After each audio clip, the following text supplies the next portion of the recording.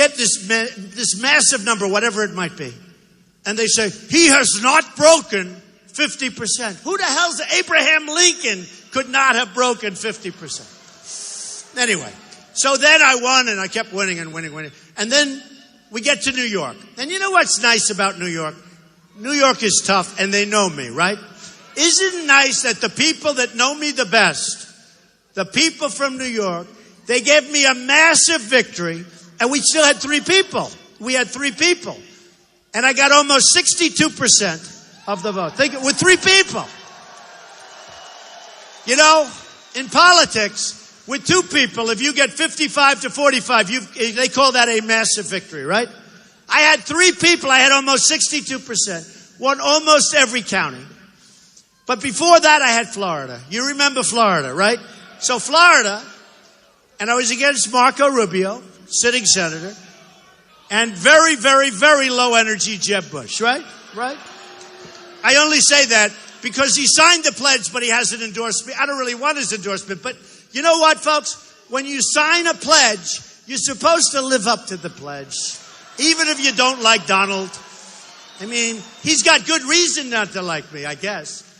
Don't forget, he raised in his fund, his PAC, $168 million. So think of this. I spent the least, and I got the best result in a landslide. Isn't that what you want as your president? I spent the least, and I got the best result.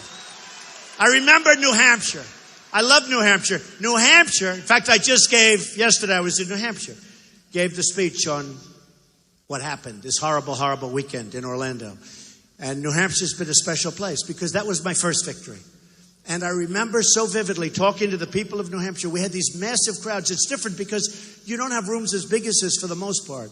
But people, thousands of people were in the room and then standing outside. And I'd meet with smaller groups and I'd say, well, what's the big problem? They'd say heroin. I say, heroin? What are you kidding? Heroin. They said, it's a massive problem in New Hampshire. It's a massive problem all over. And it comes in through the southern border. And that's why we're going to build the wall. And by the way, the Border Patrol agents, 16,500 Border Patrol agents 4 weeks ago endorsed Donald Trump. First time in their history that they endorsed a presidential candidate. Okay? First time in their history. So I'll never forget it. And I said to the people of New Hampshire, we are going to work hard. Number one, we're going to stop it. And number two, we're going to work hard to get your youth and everybody else hooked on this crap. Get them better because we have to make them better. There's so many people. And it comes in and it pours in. And, you know, I was saying before, so during the debates, I didn't know about debating. I didn't know. And yet I was center stage for every single debate. And according to Drudge, who, by the way, is an incredible man, a credible guy, according to Drudge and Time Magazine and Slate and like 7 others, they do polls now for everything. I think I've made polling a very important thing. I never used to hear about polls all of a sudden because I like polls. But according to all of these online polls that are taken immediately after the debates, I won every single poll of every single debate. How did that happen? Okay? And again, I was center stage. And it used to make me very angry when Fox and CNN... Now, get them out. Get them out. Get them out of here, folks. You can get them out. Thank you. Don't hurt them. Be very, very kind. Be very, very gentle. We get criticized. We want to be very gentle. Unlike the people that we see outside where they're burning the American flags, folks, where they're burning the American flag. You can get him out. Thank you very much. Unless he wants to stay. He's got a very weak voice. If you want, you could stay.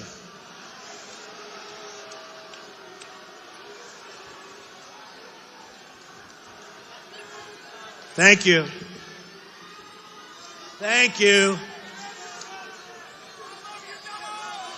His parents are going to be so angry at him tonight. So I was center stage, and I was a little bit upset whether it be Fox or CNN or any of them, ABC. I said, look, if I'm center stage, the only thing I ask for, I want an odd number. I don't want an even number. Because if it's an even number, we have two people center stage, and that's not fair. So I thought, but you know what I've done? I've done something because I am the messenger. I don't even want to say the leader of this group. We have this all over the United States, wherever we go. We went to Dallas. We went to 35,000 people in Mobile, Alabama. No matter where we go, we have the biggest crowds, far bigger than Bernie Sanders, who was, by the way, second in all fairness. But we have the biggest crowds, and what I am is the messenger. We have got a movement going, and it's a movement based on taking our country back and running our country intelligently, smartly, and being respected all over the world again. Because we're not respected right now by anybody. We're not respected by anybody. So I'm running against a person that I think is totally unfit and totally unqualified. And Bernie Sanders said this.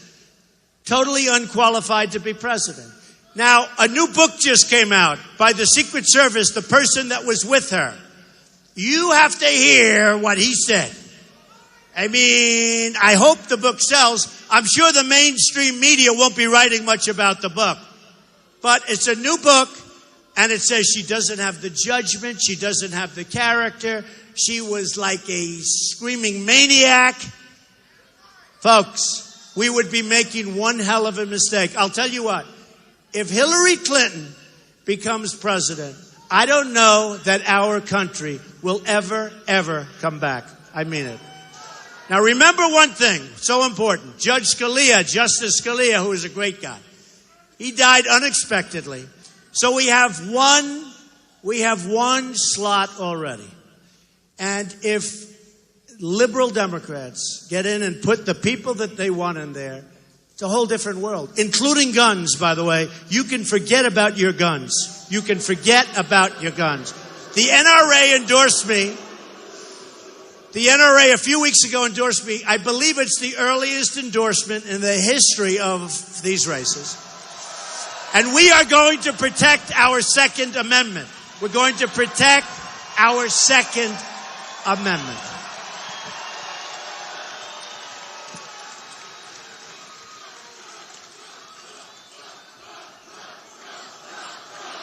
Thank you.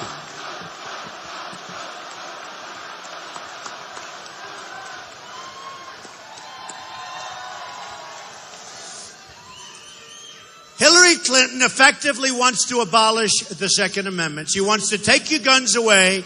And believe me, she's trying to get out of that position. Take a look at what she said. Just like what she said before I went to West Virginia.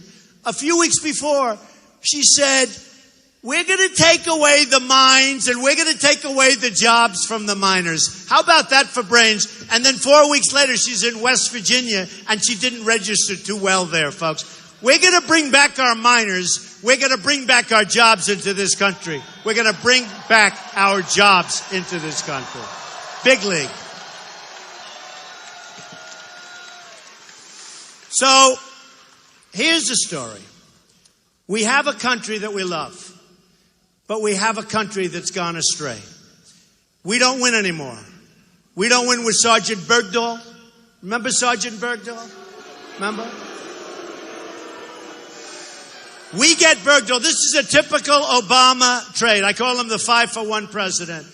We get Bergdahl, and they get 5 of the worst killers that they've wanted for 9 years, who are now back on the battlefield trying to kill everybody, including this group right here.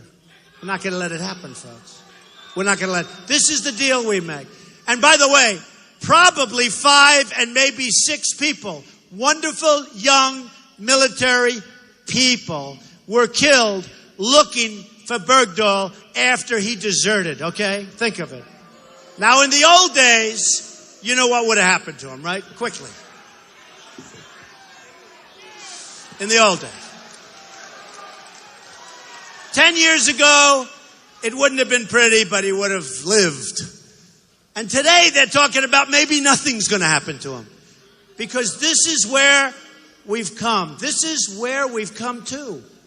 We cannot continue to be politically correct. We cannot continue with this. What's happening to our country is devastating, folks. It's devastating, and it's embarrassing, and our lives will never be the same. That's why what we have to do is in November, we have to get out and vote. And this state's looking very good. I have to tell you, North Carolina, we're looking very good. Just like we did in the primary.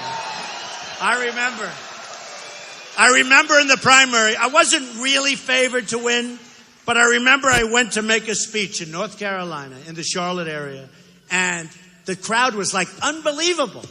And I came back to my people, I said, I think we're going to win. That's not like the second place finisher crowd. And we won easily, as we did in many, many other states. And by the way, speaking of that, we, not me, we have received more votes in the primaries than any other person in the history of the Republican Party. Think of that. Pretty amazing. Pretty amazing. Almost 14 million votes. We've received almost 14 million votes. Think of it. I mean, that's pretty good. I'm very proud of that. Ronald Reagan, who we love, we received many more than Ronald Reagan. More than Nixon, more than Bush, more than Eisenhower, Dwight D. Eisenhower. I mean, he won the Second World War, folks, So we're very proud of that. In addition to that, the Republican Party was up almost 70% in terms of voter turnout. And the Democrats, despite all you hear about Bernie, by the way, it looks like Bernie's gone, folks. Looks like he's gone. Looks like he's gone. Crazy Bernie, I guess he's gone. So now we'll only have Pocahontas to think about because I think maybe it could be Pocahontas. I hope so. I hope it's Pocahontas.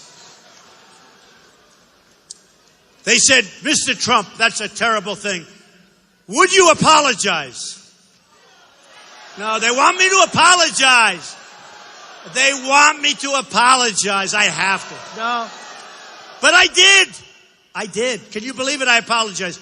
I said, I'd like to apologize to Pocahontas. It's true.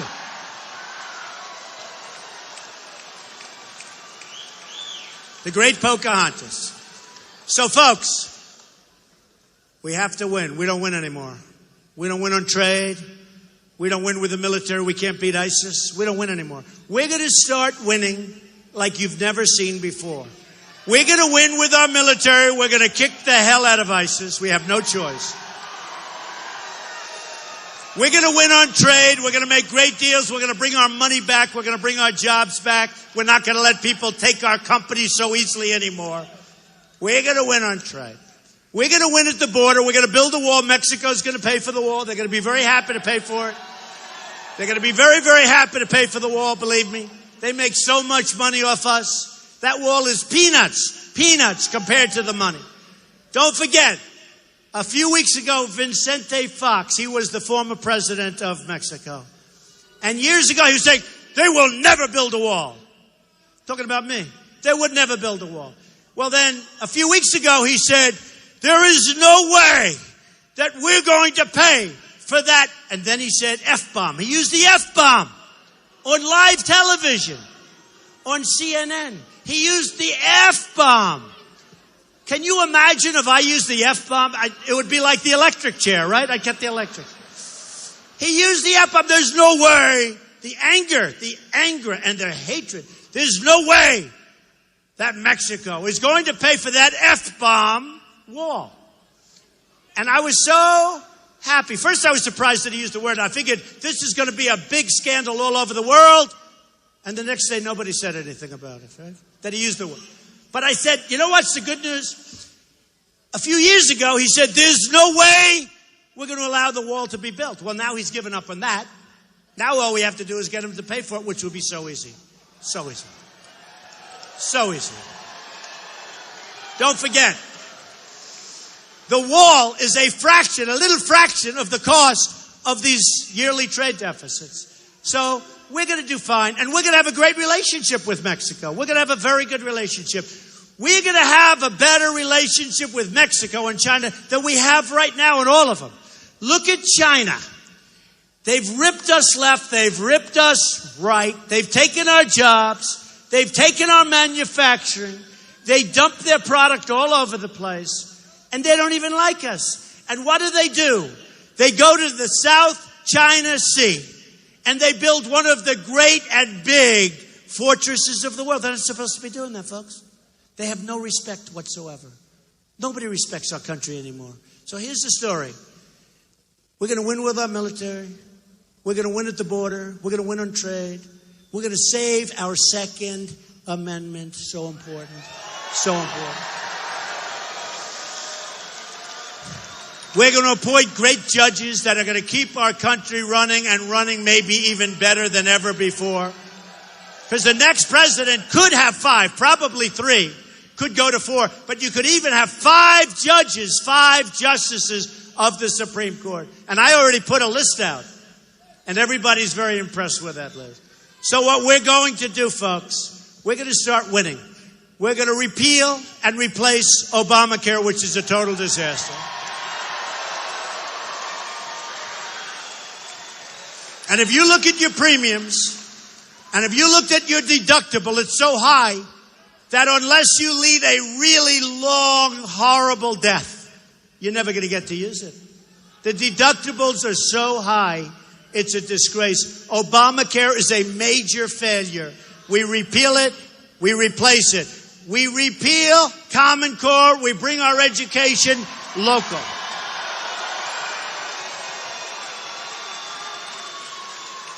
And this is for the people of North Carolina, because you folks were great to me. It was early on, and we won big. We're going to start winning again in this country. You're going to respect your president, and I don't care so much about that, but you're going to again respect your country and what's happening in your country. And we are going to start winning again. We're going to win at every single level. We're going to win so much that you're going to beg me, please, Mr. President, we're winning too much. We can't stand it, Mr. President. We cannot stand it. Please, a little less winning, Mr. President. And I'm going to say, there's no way I'm going to do that. We're going to win, win, win, and we're going to make America great again. That's going to happen. Thank you. I love you, North Carolina. I love you. Thank you, North Carolina. Thank you.